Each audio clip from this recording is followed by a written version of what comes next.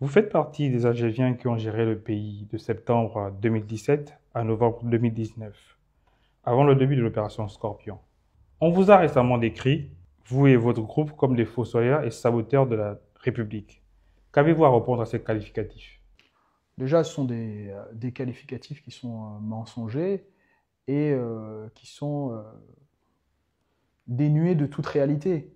Euh, j'ai bien entendu aussi ces qualificatifs, mais j'ai envie de dire que pendant 2 ans et demi, nous avons été en responsabilité. Pendant ces 2 ans et demi, nous avons bien évidemment mené des réformes.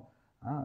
Chacun se souviendra que c'est pendant cette période-là que le gouvernement a été ramené à 18 personnes, que c'est pendant cette période-là que le personnel nommé de la présidence a été réduit de près de 40%, pour montrer l'exemple, pour réduire le train de vie de l'État. C'est pendant cette période-là que la taille des cabinets ministériels ont été réduits. C'est pendant cette période-là aussi que nous avons mené des actions pour préserver l'intérêt général et les intérêts des Gabonaises et des Gabonais, notamment en entamant la réquisition d'usage de la Société d'eau et d'énergie du Gabon parce que le service se dégradait.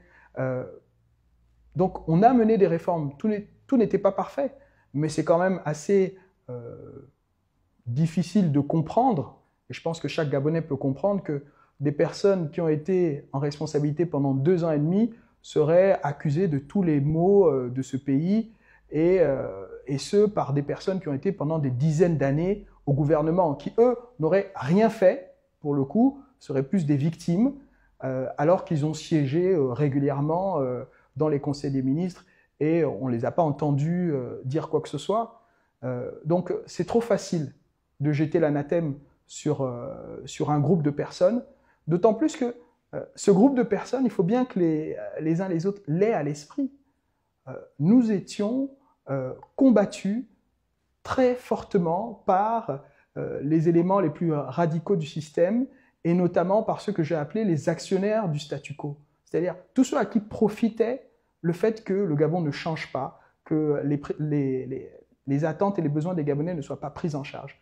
Nous avons emmené une nouvelle façon de faire. Nous avons fait en sorte qu'il y ait un renouvellement des personnalités qui sont en responsabilité dans l'espace public de manière exceptionnelle sur toute la période.